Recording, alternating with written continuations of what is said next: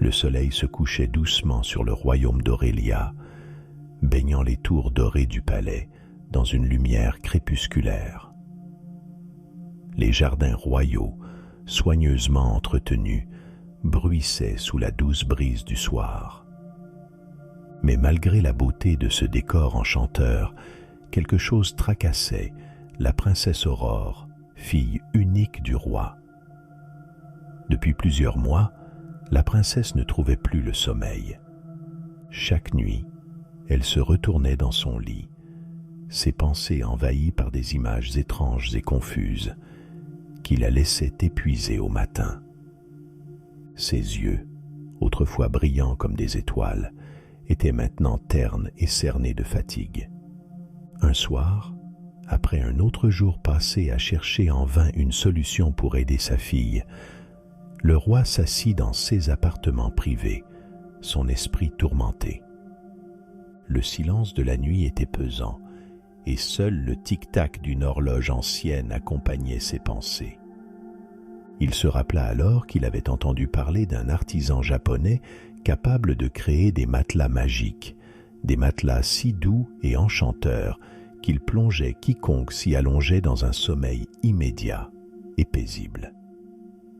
« Un matelas », murmura le roi pour lui-même, les yeux soudain illuminés par une lueur d'espoir.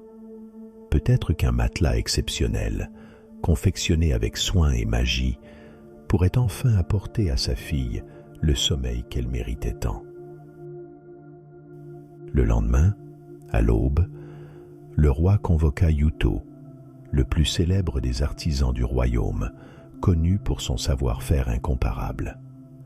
On disait qu'il avait le don de créer des œuvres si confortables que même les guerriers endurcis retrouvaient le sommeil comme des enfants. Yuto se présenta devant le roi, un homme aux traits calmes et au regard empreint de sagesse. Son travail minutieux était respecté de tous, et son sens du détail avait fait de lui une légende dans tout le royaume. « Yuto, maître artisan, je t'ai fait venir pour une mission des plus importantes, » commença le roi en se levant de son trône. « Ma fille, la princesse Aurore, ne trouve plus le sommeil. Je te demande de lui confectionner un matelas si parfait qu'il lui apportera enfin le repos. » Yuto écouta en silence. Il comprenait la gravité de la situation, car le sommeil était essentiel à toute vie. Il connaissait l'importance du confort, du bon toucher des matériaux, mais aussi de l'énergie invisible qui devait imprégner chaque ouvrage.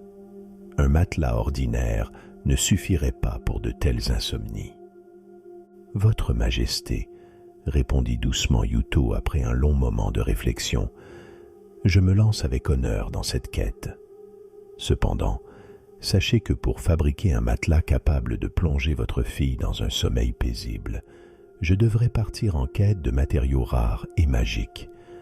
Cela prendra du temps, mais je suis certain de pouvoir réussir. » Le roi, bien qu'impatient de voir sa fille guérir, acquiesça d'un signe de tête. « Prends tout le temps qu'il te faudra, Yuto. Si tu réussis, tu auras non seulement ma gratitude éternelle, mais aussi une récompense digne de ton œuvre.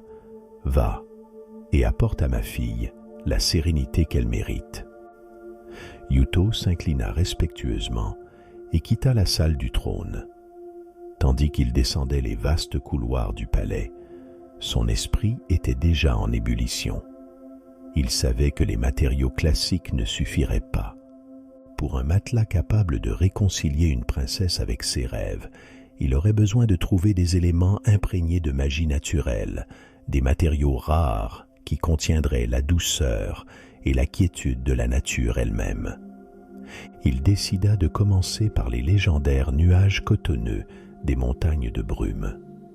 On racontait qu'ils possédaient des propriétés apaisantes, capables de calmer les esprits les plus tourmentés.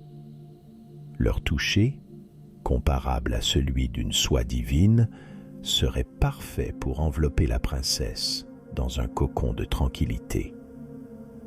Yuto se prépara rapidement pour son voyage. Il emporta avec lui une petite sacoche de cuir, remplie des outils de son métier, ainsi que quelques vivres pour les longues journées de marche qui l'attendaient.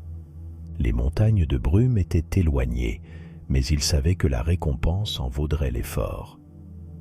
Le soleil venait à peine de se lever lorsque l'artisan quitta la capitale. Les routes qu'il empruntait étaient sinueuses et désertes, mais son esprit était concentré sur sa mission. Il n'avait jamais eu un défi aussi grand, et il savait qu'il ne s'agissait pas seulement de créer un matelas, mais d'offrir à la princesse la clé d'un repos profond et paisible. Après plusieurs jours de marche, Yuto arriva enfin au pied des montagnes de brume. Devant lui s'étendait un paysage irréel, une vaste étendue de nuages flottants, doucement illuminés par la lumière du crépuscule. C'était ici que son voyage commençait véritablement. Yuto se tenait au pied des montagnes de brume, admirant le spectacle enchanteur des nuages flottant doucement au-dessus du sol. Leur aspect soyeux, presque irréel, les rendait aussi intouchables que des rêves éphémères.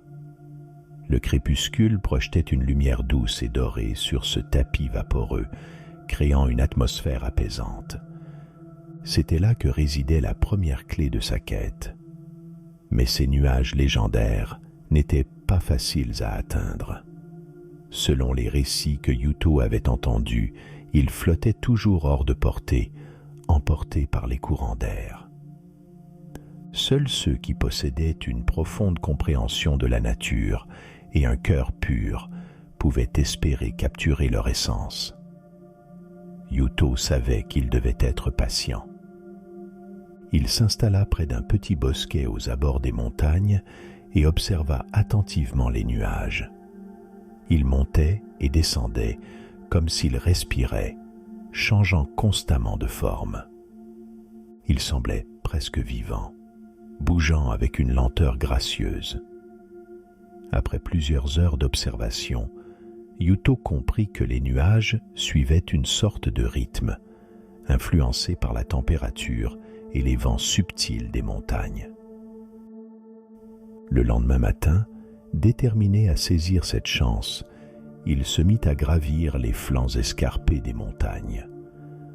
Le chemin était rude, mais Yuto, habitué aux efforts solitaires et à la patience qu'exigeait son métier, avançait sans se presser.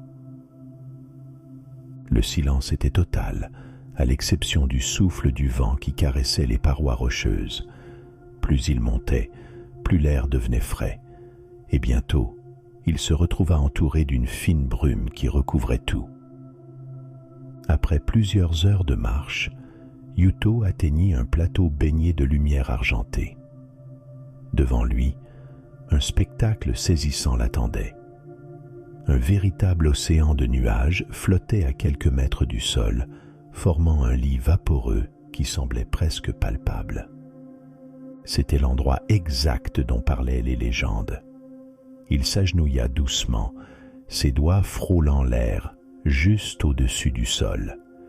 Il pouvait sentir la fraîcheur émanant des nuages, une sensation presque indescriptible, à la fois légère et apaisante. Mais les capturer ne serait pas aussi simple que de tendre la main. Il devait approcher ces nuages avec précaution, sans perturber leur délicat équilibre. Yuto sortit de son sac un filet fin qu'il avait spécialement tissé pour cette quête. Il avait passé des mois à le confectionner, utilisant des fibres naturelles légères comme l'air et renforcées par des herbes imprégnées d'une touche de magie. Accroché à un bâton pour former une épuisette, ce filet avait pour unique fonction de recueillir les matériaux les plus fragiles sans les altérer. Il s'approcha lentement, tenant fermement son épuisette magique, prenant soin de ne pas perturber l'air calme autour des nuages. À chaque pas, Yuto observait attentivement leurs mouvements, ajustant son rythme à la danse légère des nuages flottants. Il tendit délicatement son épuisette vers eux, la maniant avec précision et douceur, comme si elle faisait partie de l'air même. À sa grande surprise, les nuages cotonneux commencèrent à dériver d'eux-mêmes vers l'épuisette, s'y déposant lentement, comme s'ils répondaient à un appel silencieux.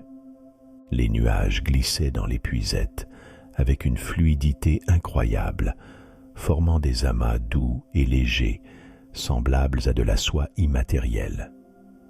Yuto, émerveillé par cette interaction presque surnaturelle, ressentit une profonde harmonie avec cet élément aérien.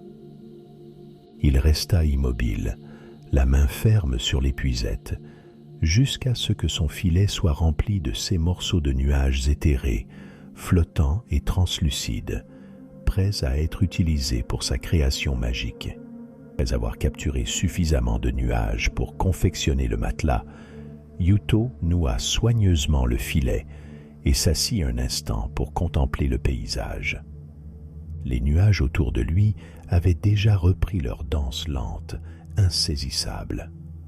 Le vent soufflait doucement sur la montagne et une paix intérieure envahit l'artisan.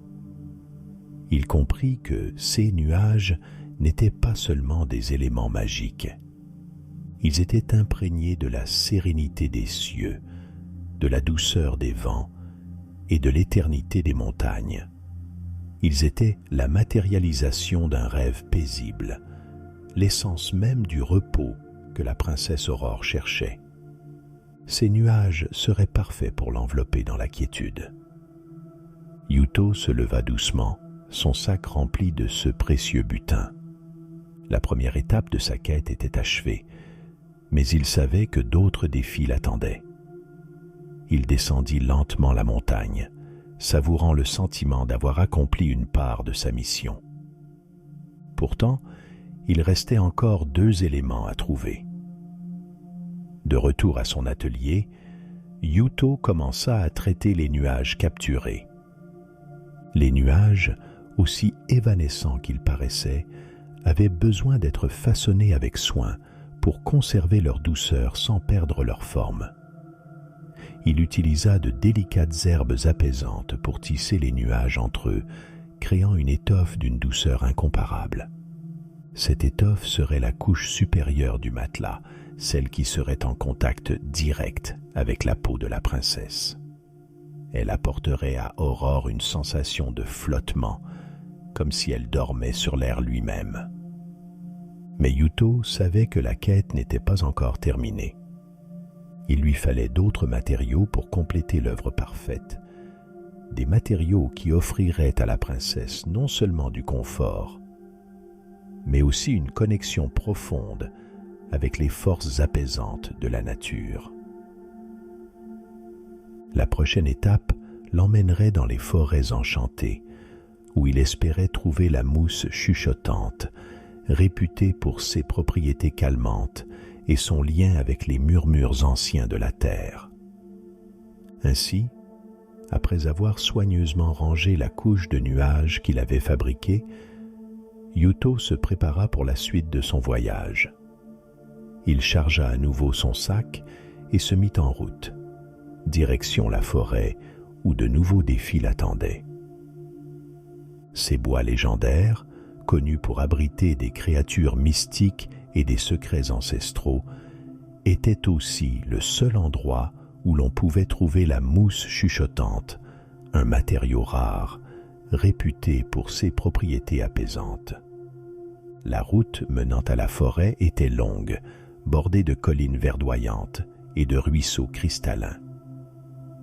Yuto marchait à un rythme soutenu, son esprit concentré sur sa mission.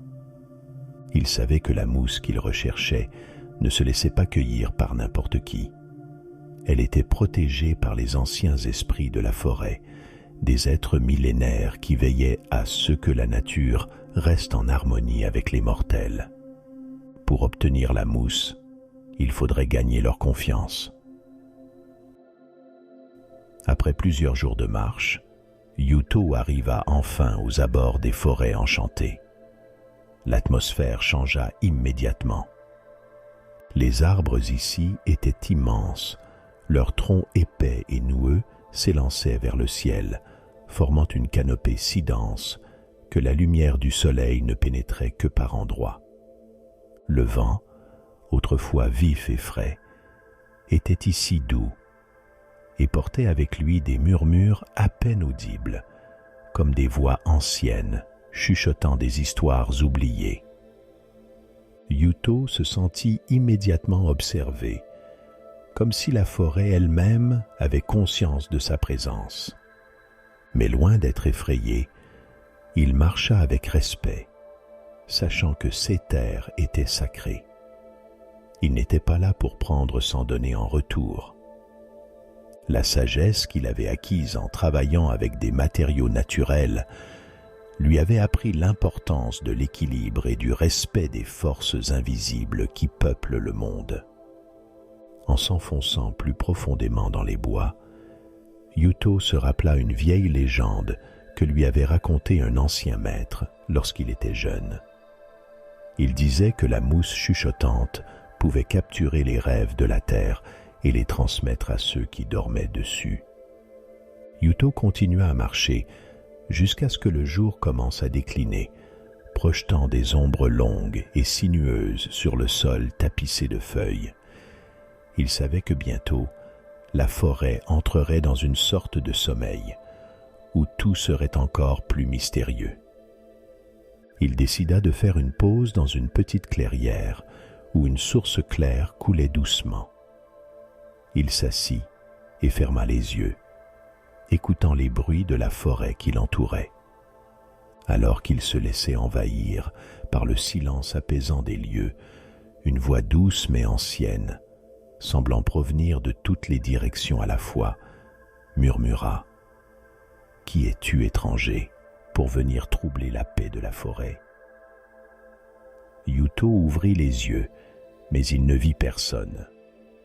La voix semblait émaner des arbres eux-mêmes, des pierres, du vent. C'était l'une des voix des esprits anciens, celle qui protégeait ces lieux depuis des siècles. « Je suis Yuto, un humble artisan, » répondit-il avec respect. « Je ne suis pas ici pour troubler votre paix, mais pour chercher un fragment de votre sagesse. J'ai besoin de la mousse chuchotante pour confectionner un matelas destiné à la princesse du royaume. Elle ne peut trouver le sommeil, et je suis chargé de lui offrir le repos dont elle a besoin. » Un long silence suivit, comme si la forêt tout entière réfléchissait à sa demande. « La mousse chuchotante est précieuse, plus précieuse que tu ne le penses. Ceux qui dorment sur elle entendent les murmures du monde et trouvent la paix dans leurs rêves. Pourquoi devrions-nous te la donner, toi qui viens de l'extérieur ?» demanda la voix, cette fois plus ferme. Yuto prit une profonde inspiration avant de répondre. Il savait qu'il devait être honnête et humble devant ces esprits anciens. « Je comprends la valeur de ce que je demande. Je ne suis pas là pour prendre sans rien offrir. Je suis venu avec un cœur sincère, animé par l'amour d'un père pour sa fille. Si je peux, en échange, offrir quelque chose de mon savoir-faire ou respecter vos désirs, je le ferai. Je souhaite seulement soulager la souffrance de la princesse, qui n'a connu que des nuits sans sommeil depuis trop longtemps. » Un autre silence suivit, plus long cette fois. Puis, la voix réapparut, plus douce et bienveillante. « Très bien, Yuto. Tu as parlé avec sincérité. Si tu désires obtenir la mousse chuchotante, tu dois d'abord comprendre ces murmures. Passe la nuit dans la forêt, écoute-la attentivement, et si tu parviens à saisir son essence, nous te guiderons vers ce que tu cherches. » Yuto inclina la tête en signe de respect, prenant pleinement conscience de l'importance de l'épreuve. Il s'installa sous un grand chêne, ses sens en éveil. Fermant les yeux, il se concentra sur les bruits environnants. D'abord, le vent léger dans les feuilles et le clapotis de l'eau apaisèrent son esprit. Mais il savait que pour comprendre les murmures de la forêt, il devait plonger plus profondément dans son silence intérieur. Au fur et à mesure que la nuit avançait, les bruits familiers commencèrent à se transformer. Ce n'étaient plus simplement des sons, mais des voix ténues et lointaines, comme un écho du passé. Yuto écoutait attentivement, captant des fragments de récits anciens. Les murmures de la forêt n'étaient pas des mots qu'un homme pouvait comprendre aisément, mais des vibrations, des émotions pures qui se transmettaient directement à son cœur. Il parlait de la sagesse des arbres, des cycles immuables de la nature et du lien profond entre la terre et les êtres qui l'habitent. Progressivement, Yuto comprit que la mousse chuchotante ne pouvait être trouvée qu'en percevant cette harmonie entre les forces de la nature. Il ne s'agissait pas de comprendre les murmures par les mots, mais de ressentir leur essence, de s'aligner avec le souffle même de la forêt. Ce savoir intuitif, invisible, le guidait vers une acceptation calme et totale de son rôle d'artisan. Celui qui respecte et travaille avec les éléments plutôt que de les dominer. Finalement, son esprit se détendit complètement, en symbiose avec l'environnement. Bercé par cette harmonie, il s'endormit doucement, non par fatigue, mais par un sentiment de profonde connexion avec les forces anciennes qui l'entouraient. À l'aube, Yuto se réveilla sous une lumière douce, baigné par la brume du matin. Lorsqu'il ouvrit les yeux, il sentit immédiatement que quelque chose avait changé. Devant lui, un chemin, invisible jusque-là, s'était ouvert entre les arbres. Les esprits de la forêt l'avaient accepté et, à travers cette révélation silencieuse, lui montraient désormais la voie vers la mousse chuchotante. Yuto se releva, le cœur apaisé. Il n'avait peut-être pas saisi chaque murmure, mais il avait compris l'essentiel. L'équilibre, le respect et l'écoute des éléments naturels étaient la clé pour accéder à ce qu'il cherchait. Suivant le sentier, Yuto arriva dans une petite vallée cachée au cœur de la forêt. Là, au pied des arbres, s'étalait un tapis de mousse bleu ciel, d'une douceur extraordinaire. En s'agenouillant, il entendit de faibles chuchotements, comme si la mousse elle-même lui racontait des histoires anciennes. Avec une grande délicatesse, Yuto recueillit juste assez de mousse pour compléter son matelas, veillant à ne pas perturber l'équilibre de la forêt. La mousse, douce comme du velours, semblait vibrer légèrement entre ses doigts, comme si elle était vivante. Il savait que cette mousse, une fois intégrée au matelas, offrirait à la princesse non seulement soutien et confort, mais aussi un lien profond avec la terre, l'apaisant comme une mère berce son enfant. Yuto remercia silencieusement les esprits de la forêt avant de reprendre la route du retour. De retour dans son atelier, avec la mousse chuchotante et les nuages cotonneux, il se sentait presque prêt à achever son œuvre. Il lui manquait encore un dernier élément pour compléter son chef-d'œuvre. En effet, pour que son œuvre soit complète, il lui manquait encore un élément crucial, la chaleur douce et réconfortante des plumes du phénix. Les légendes parlaient du phénix de feu doux, un oiseau mythique résidant dans les montagnes cristallines, au-delà des vastes déserts de sable. On disait que ses plumes, bien qu'issues d'un être de feu, ne brûlaient pas. Au contraire, elles dégageaient une chaleur constante, douce et réconfortante, parfaite pour offrir un sommeil réparateur. Mais ces plumes recélaient bien plus qu'une simple chaleur.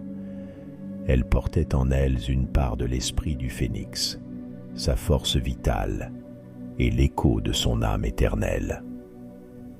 Ceux qui dormaient entourés de ces plumes étaient enveloppés non seulement de chaleur, mais aussi d'une énergie apaisante, guidée par la sagesse ancestrale de l'oiseau. Le phénix, cependant, n'était pas une créature facile à dénicher. Farouche et majestueux, il incarnait à la fois la puissance du feu et la sérénité du renouveau. Rares étaient ceux qui l'avaient aperçu, et encore moins avaient eu l'honneur de toucher ses plumes, des fragments vivants de son essence immortelle. Déterminé à terminer sa mission, Yuto se prépara pour ce dernier voyage.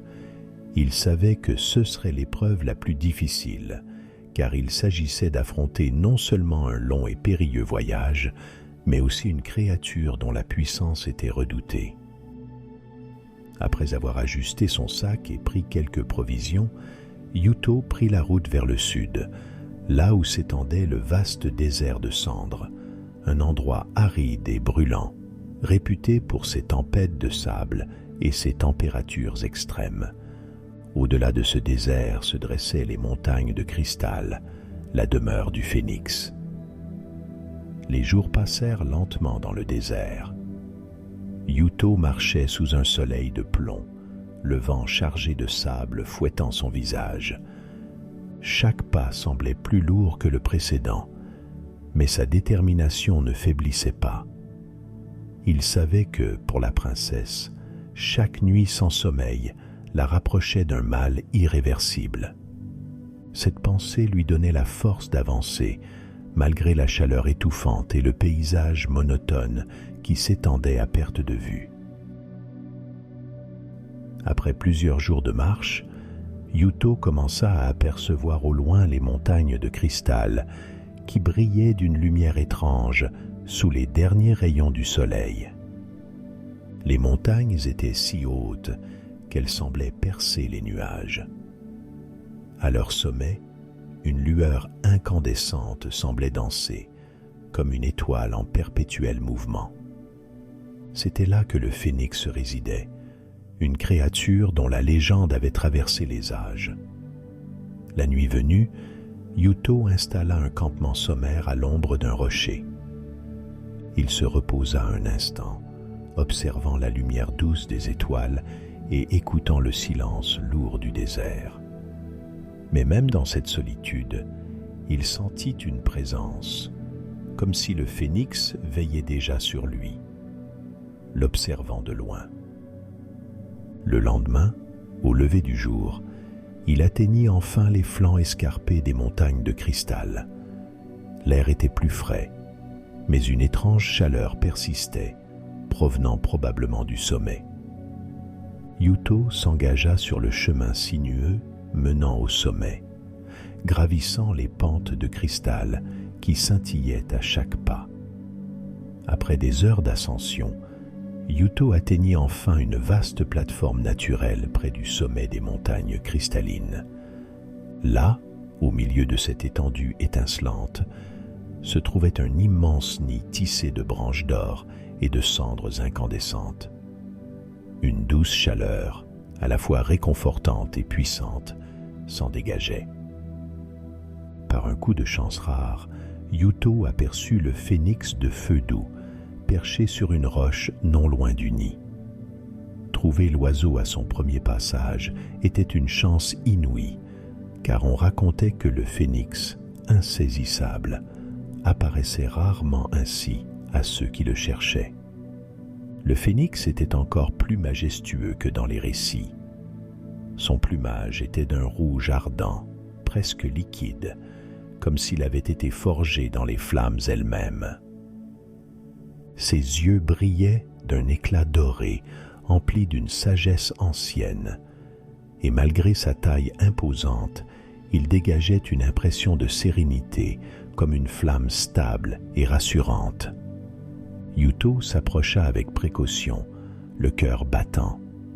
Il savait qu'il devait faire preuve d'un grand respect. Il s'agenouilla devant la créature, baissant humblement la tête. « Grand phénix, je suis Yuto, un humble artisan venu de loin pour solliciter ton aide. Je ne recherche ni gloire ni richesse.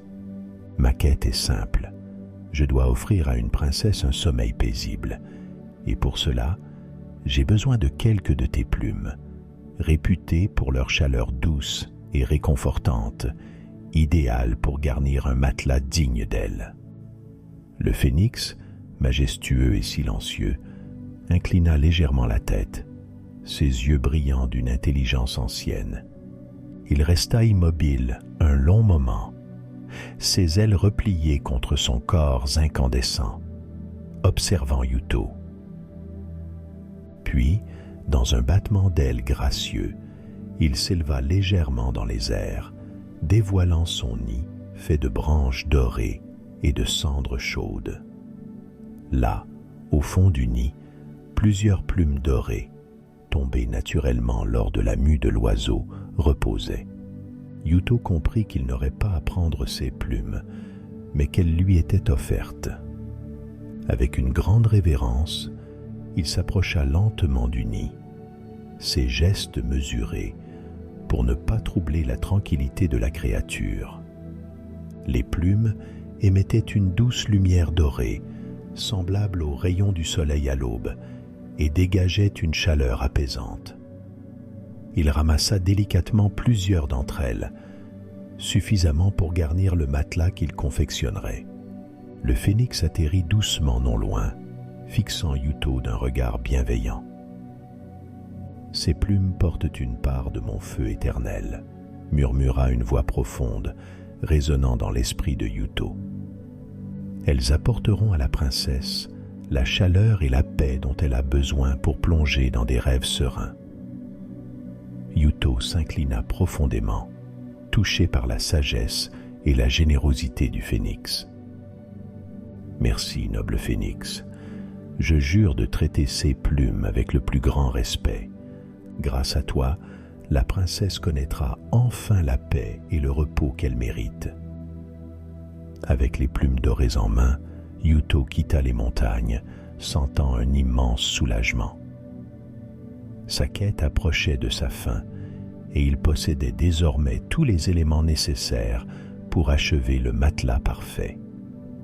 Le retour à son atelier fut apaisé, porté par l'espoir d'offrir à la princesse Aurore le sommeil qu'elle avait tant recherché.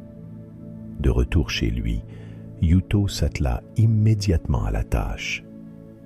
Il plaça la mousse chuchotante au cœur du matelas, garantissant ainsi un confort moelleux et une sérénité profonde. Par-dessus, il disposa les nuages cotonneux des montagnes de brume, si légers et doux qu'ils semblaient flotter. Ces nuages formeraient non seulement la surface du matelas, mais envelopperaient délicatement le corps de la princesse, épousant parfaitement ses formes, éliminant ainsi le besoin d'un coussin ou d'une couverture. Les nuages, tel un cocon soyeux, soutiendraient chaque partie de son corps avec douceur, la plongeant dans un confort absolu. Enfin, Yuto avait inséré les plumes du phénix dans la couche intérieure. Ces plumes, imprégnées d'une chaleur magique et constante, diffuseraient une chaleur douce et réconfortante qui, combinée aux nuages, envelopperait la princesse dans un nid protecteur. Peu importe le climat, elle serait maintenue dans une température idéale, bercée par une chaleur douce et naturelle. Une fois le matelas terminé, Yuto le contempla avec satisfaction. Il n'était pas seulement un objet de confort, mais une véritable œuvre d'art, imprégnée de la magie et de la beauté des éléments les plus rares de la nature.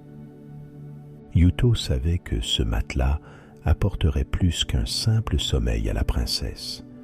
Il serait une porte vers des rêves paisibles, une bulle de sérénité où elle pourrait se réfugier nuit après nuit, à l'abri de tout tourment. Le roi envoya un carrosse royal pour transporter Yuto et le matelas jusqu'au palais. À son arrivée, il fut accueilli avec une grande cérémonie, mais Yuto n'avait qu'une pensée en tête: offrir à la princesse Aurore le sommeil réparateur qu'elle méritait. Le matelas fut installé dans la chambre royale, et la princesse Aurore, épuisée mais pleine d'espoir, s'allongea doucement dessus. Dès que son corps entra en contact avec la douce enveloppe des nuages et des plumes du phénix, elle sentit une chaleur réconfortante l'entourer. À peine sa tête eut-elle touché la surface moelleuse que les nuages, épousant délicatement ses formes, la soutinrent parfaitement. En quelques secondes, ses yeux se fermèrent et un léger sourire apparut sur ses lèvres alors qu'elle entendait les histoires murmurées par la mousse chuchotante. Elle plongea dans un sommeil profond, paisible et sans agitation, enfin libérée de ses tourments nocturnes. Les serviteurs observaient avec émerveillement la princesse qui dormait paisiblement pour la première fois depuis des mois. Le roi, les larmes aux yeux, remercia chaleureusement Yuto. « Tu as accompli l'impossible, Yuto. Ma fille retrouvera la santé grâce à toi. Tu as toute ma gratitude et celle de tout le royaume. » Yuto, humble, inclina la tête en signe de respect. Il savait que le véritable trésor de cette quête n'était pas la récompense du roi, mais la satisfaction d'avoir offert la paix à une âme tourmentée.